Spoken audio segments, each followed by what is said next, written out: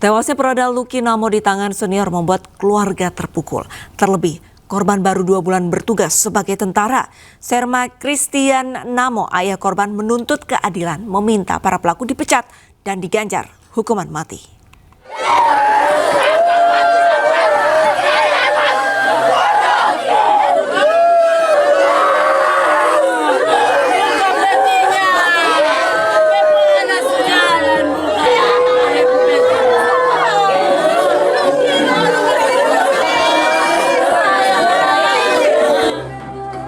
Hanya tangis yang tersisa.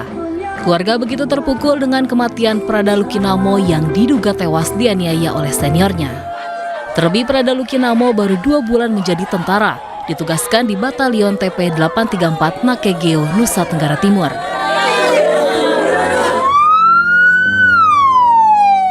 Upacara pemakaman secara militer digelar di tempat pemakaman umum Mapolri.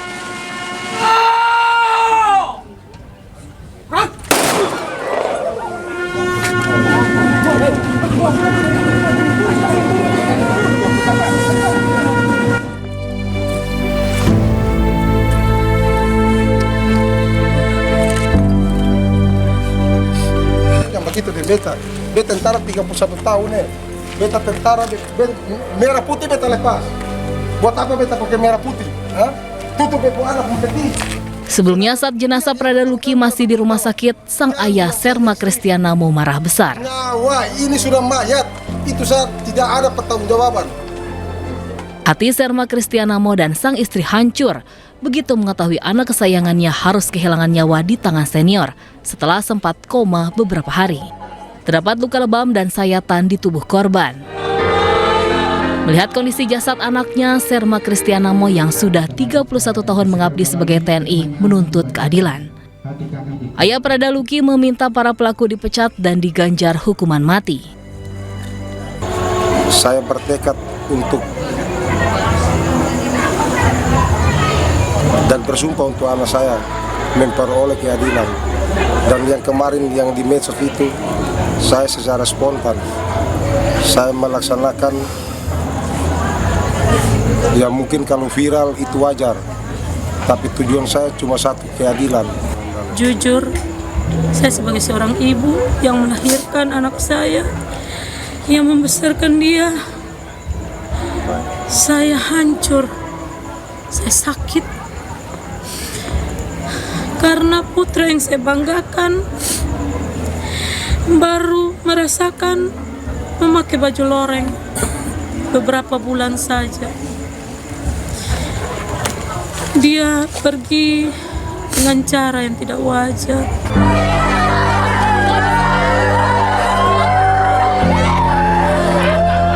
Dari Kupang, Nusa Tenggara Timur, Eman Suni, iNews melaporkan.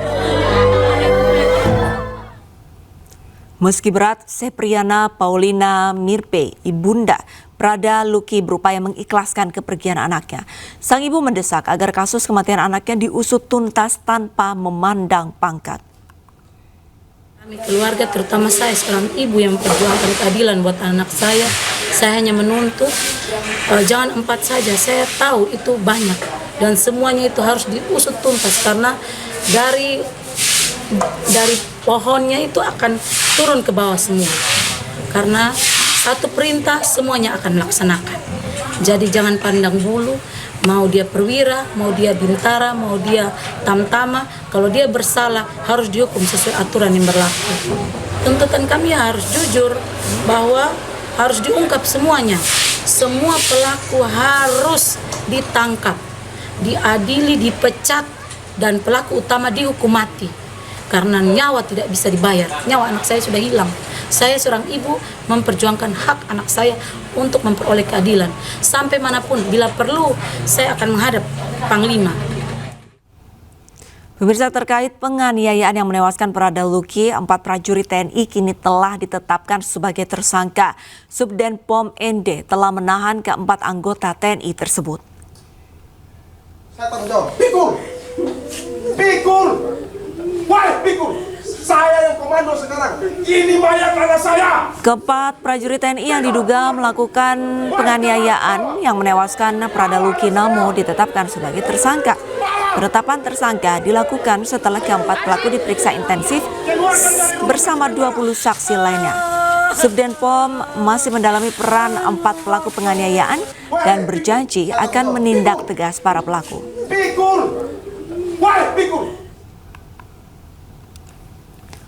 Pomdam Udayana sudah menetapkan 4 orang tersangka dan sudah dilakukan penahanan di Subden POM ND. Hal ini disampaikan oleh Kadis Penat Brigjen TNI Wahyu Yudayana. 4 prajurit ini berpangkat pratu atau setingkat di atas korban. Identitas keempat tersangka yaitu Pratu EDA, Pratu PNE, Pratu ARR, dan Pratu AA.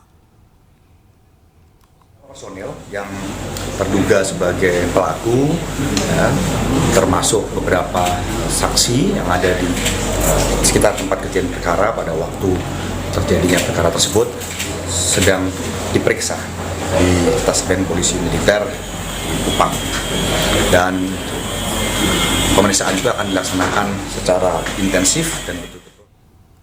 Kita beralih ke informasi lain, pemirsa. Puluhan warga di Kabupaten Bekasi, Jawa Barat menjadi korban penipuan penyalur tenaga kerja. Mereka dijanjikan bekerja di salah satu perusahaan dengan menyetor uang senilai 1 sampai 2 juta rupiah. Nih, warga RT 10 mau tindak lanjuti atas kasus penipuan kerja calo. Di tengah sulitnya mencari kerja, lebih dari 20 warga di Kampung Pulau Nangka, Desa Sindang Jaka, Kabupaten Bekasi, Jawa Barat, menjadi korban penipuan penyaluran tenaga kerja.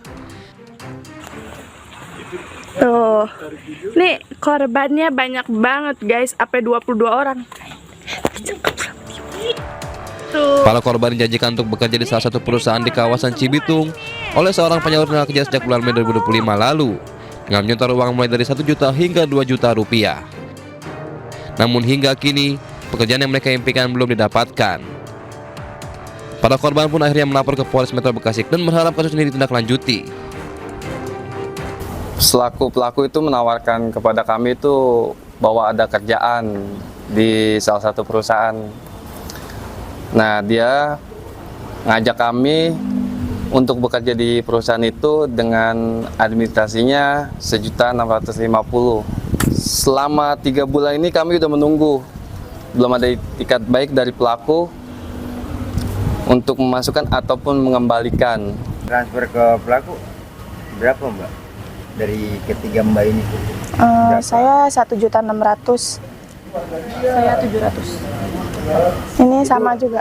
Semua ditransfer uangnya Mbak? Iya, melalui ditransfer. Enggak melalui cash ya? Enggak, melalui transfer. Para korban berharap kasus penipuan ini segera terungkap dan pelaku mengembalikan uang yang dibayarkan. Dari Kabupaten Bekasi, Jawa Barat, Ahmad Jauhar Lutfi, iNews melaporkan. Ketika aksi demo di depan kantor DPRD Serang, Banten, massa memaksa masuk ke gedung dan bertemu dengan wali kota.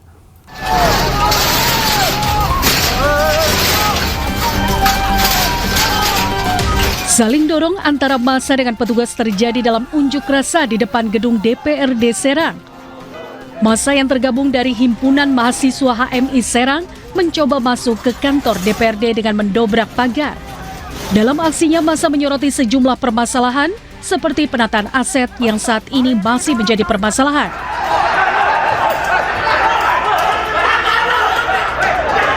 Massa juga mencoba masuk ke ruang rapat DPRD yang tengah menggelar paripurna HUT ke-18 Kota Serang, Banten. Petugas pun berusaha menghadang. Kericuhan mereda setelah massa menemui Wali Kota Serang Budi Rustandi dan pimpinan DPRD. Mahasiswa dan DPRD membuat komitmen dengan pemerintah Kota Serang dan DPRD melalui penandatanganan kesepakatan bersama. Dari Serang, Banten, Mahesa Apriyadi, iNews melaporkan.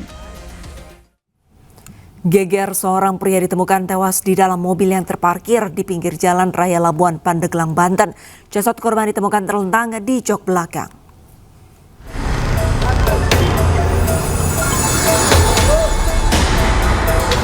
Warga digegerkan dengan penemuan jasad pria di dalam mobil sedan yang terparkir di pinggir Jalan Raya Labuan Pandeglang.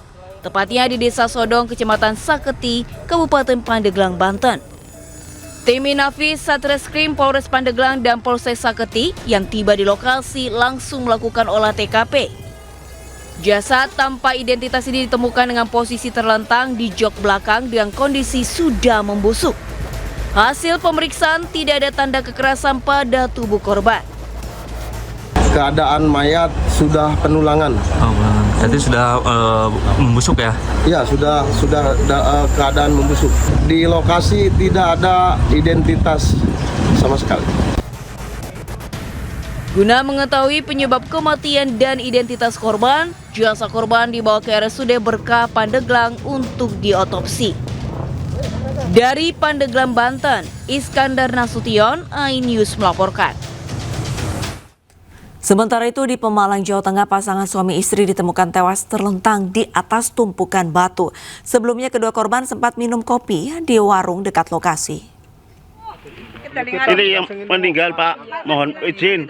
Tadi pagi baru datang, nggak tahu ini bunuh diri atau apa, kurang tahu ini, Pak. Warga Desa Mereng, Kecamatan Warung Pring, Pemalang, Jawa Tengah digegerkan dengan penemuan jasad sepasang suami istri. Jasad Muhammad Rosiki 37 tahun dan Nur Azizah Turohmah 34 tahun ditemukan warga di tumpukan batu dekat Kali Rambut Warung Pring Minggu siang. Menurut keterangan, malam sebelumnya pasangan suami istri itu sempat mampir ke sebuah warung untuk minum kopi. Namun keesokan paginya warga melihat keduanya terlentang di atas pecahan batu dan sudah tidak bernafas.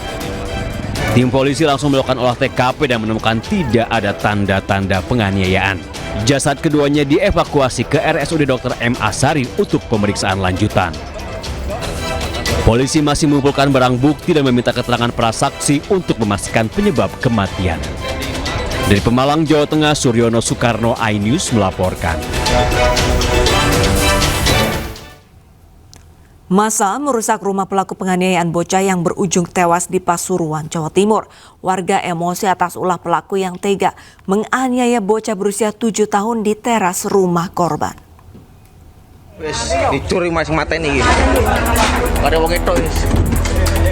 Inilah emosi warga saat merusak dua rumah pelaku penganiayaan bocah kelas 1 sekolah dasar di Kabupaten Pasuruan, Jawa Timur. Puluhan orang merusak dan menghancurkan rumah pelaku, Afandi dan orang tua pelaku yang saling berdempetan. Bahkan 3 sepeda motor milik keluarga pelaku tak luput dari sasaran amukan massa. Mereka kesal dan marah atas ulah pelaku yang tega menganiaya korban menggunakan pecuk atau alat berbahan besi dengan ganggang kayu untuk pertanian hingga meninggal dunia. Ada penggerebekan ke rumah karena emosional dan tinggi, Mas. Setelah itu info dari masyarakat pada malam hari kurang lebih di atas jam 12 sesi kedua menghancurkan beberapa sepeda. Kalau nggak salah ada 3 sepeda yang dihancurkan. Info terkini pagi ini ada sesi ketiga, entah jam berapa, entah kapan, saya masih kurang tahu. Makanya Muspika sudah kami hubungi agar memantau memberikan keamanan di lokasi kita. Ini spontan berarti mereka spontan. Itu kesel berarti Pak ya? Iya. Terus ini yang di rumah ini tidak ada nih Pak? Sudah nggak ada. Berapa orang yang di rumah itu Pak? 3 orang. Sudah pergi? Sudah pergi semua. Itu dua rumah berarti Pak ya? 2 rumah. Rumah siapa aja Pak? Rumah anaknya sama bapaknya. Bapaknya masih ada. Sementara pelaku saat ini masih diamankan di Polres Pasuruan guna melakukan pemeriksaan lebih lanjut. Dari Pasuruan, Jawa Timur, Jaka Samudra, iNews melaporkan.